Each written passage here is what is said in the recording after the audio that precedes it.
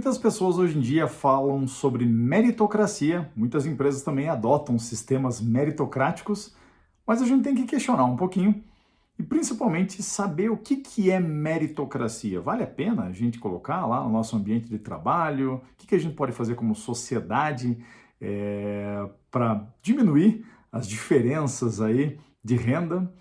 Então é interessante a gente saber que meritocracia, o conceito de meritocracia é o de que as pessoas, qualquer pessoa, né, elas têm as mesmas chances de terem sucesso. Isso é o que a meritocracia prega.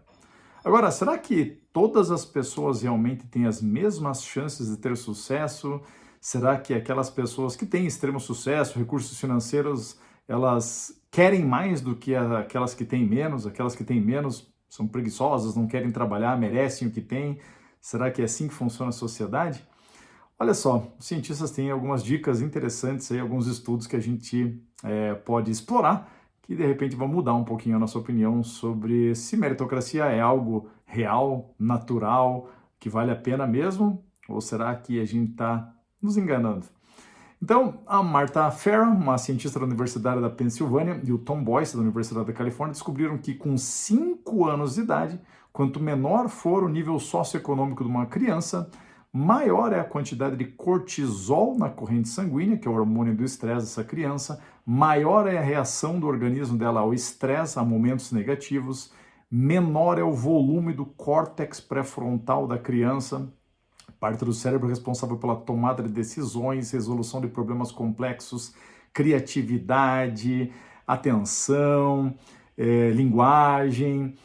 Pior é a memória dessa criança, pior é a regulação das emoções, pior é o controle da impulsividade, piores decisões essa criança toma. Além de tudo isso, existe também uma menor maturidade do corpo caloso dessa criança. O corpo caloso é a parte do cérebro que conecta o hemisfério direito com o hemisfério esquerdo. Então, a conexão entre os dois hemisférios de uma criança que nasceu na pobreza é pior do que de uma criança que não cresce sob tais condições.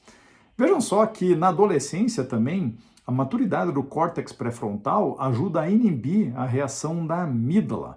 E dentro de uma perspectiva de que crianças pobres, né, têm um desenvolvimento mais devagar, ou às vezes não têm um desenvolvimento adequado do córtex pré-frontal, isso explica porque muitas vezes adolescentes lá durante a pobreza e etc., não conseguem controlar sua impulsividade, e isso faz com que aconteçam muitos problemas graves aí, como consumo de álcool, consumo de drogas, comportamentos desonestos muitas vezes, porque não existe essa maturação natural do cérebro na adolescência.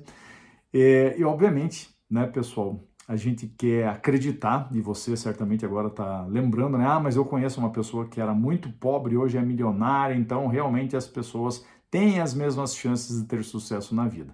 Mas isso é o que os cientistas chamam de viés do sobrevivente.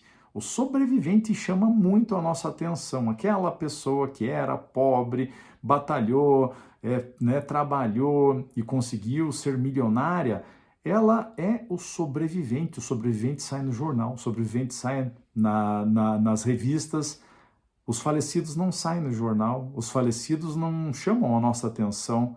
Será que crescer na pobreza e se tornar um milionário é a regra? Ou essa é a exceção? Então nós temos que lembrar que o sobrevivente sempre chama mais atenção do que os defuntos, e por causa desses exemplos a gente às vezes quer generalizar: se essa pessoa conseguiu, então todas as outras conseguem. Infelizmente não é assim que o mundo funciona.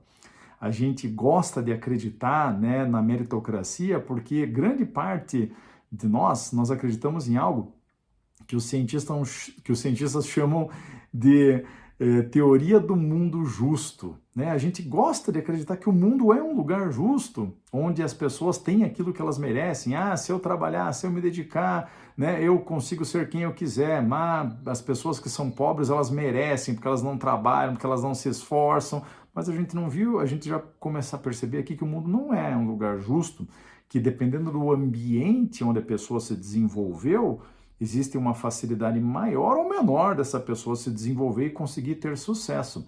O cientista da Universidade de Chicago, Sendil Mullainathan, descobriu que dificilmente uma pessoa que nasce na pobreza consegue sair da pobreza. E não só ela, os filhos, os netos, a grande maioria dessas pessoas continuam na pobreza. Por quê? Porque existe um baixo desenvolvimento do córtex pré-frontal. Então essas pessoas começam a tomar decisões cada vez piores, se afundam cada vez mais em dívida. Então a tendência de pessoas que estão na pobreza não é melhorar, é piorar a vida delas por causa de todas essas questões que são complicadíssimas, né, cognitivas, sem falar de má nutrição e diversos outros problemas aqui que existem na sociedade.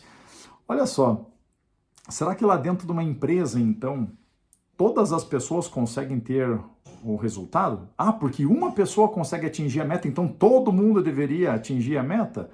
Veja só que mesmo que se o mundo fosse composto por pessoas com a genética idêntica, mesmo assim iriam existir diferenças. Por quê? Porque se você plantar duas sementes, tá, idênticas geneticamente, uma no Brasil e outra na África, elas vão ter um crescimento diferente, elas vão ter uma maturidade diferente. Por quê? Porque o ambiente é extremamente importante para o desenvolvimento das pessoas, onde elas cresceram, qual tipo de criação, foram pobres, foram ricas, são classe média, existe uma diferença enorme, o mundo não é um lugar onde todo mundo é igual, existem diferenças sim, e está tudo certo, é assim que funciona. Cabe a nós fazer as mudanças que são necessárias na sociedade para a gente trazer uma igualdade maior e possibilidades maior para pessoas de qualquer classe econômica virem a ter sucesso e ter uma vida boa.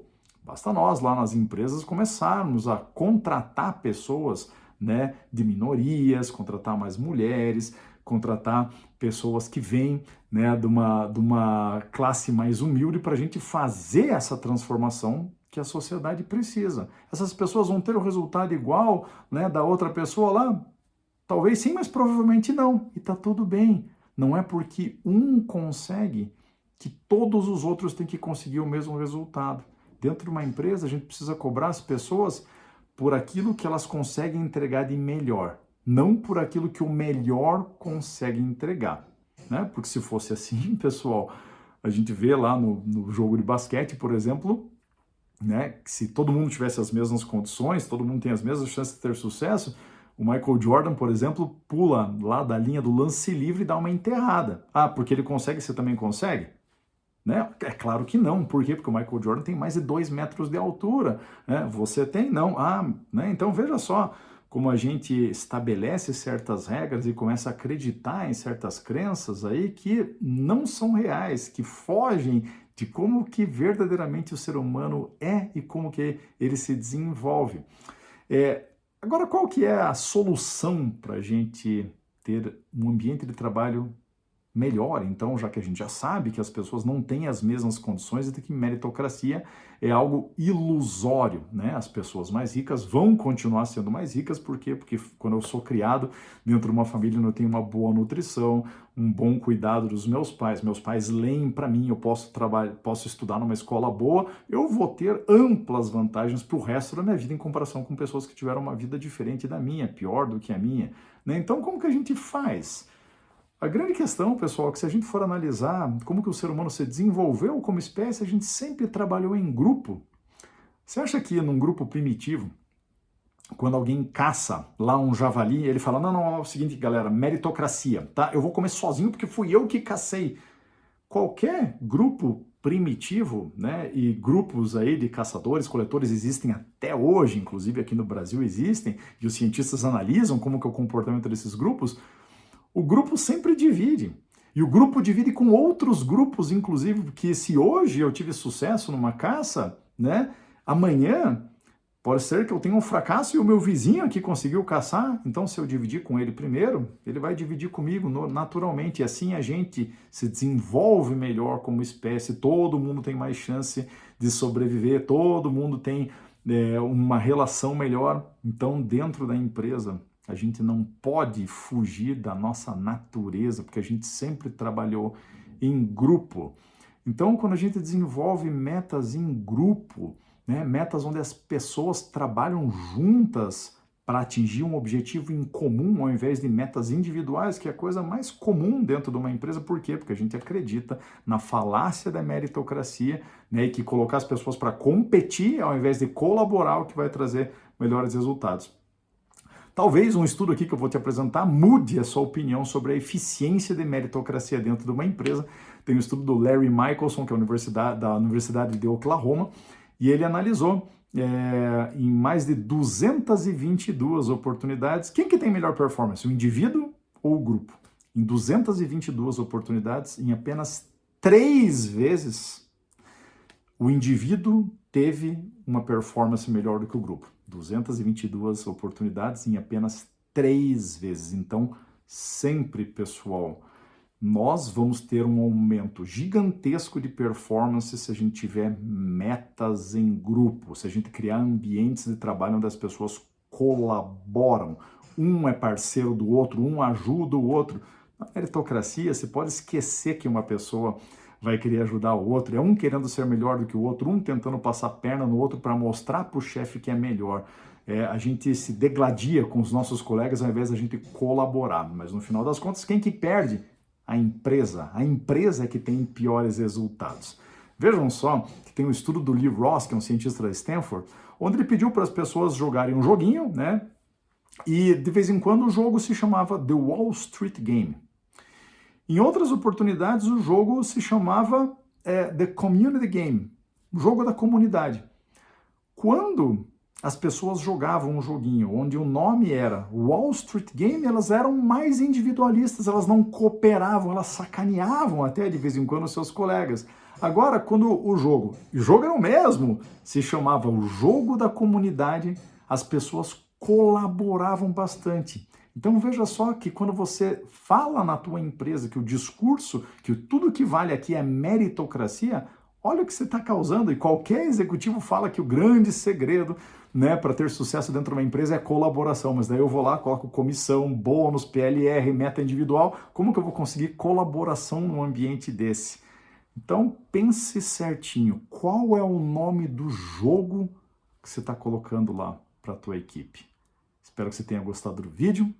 Um grande abraço e até a próxima.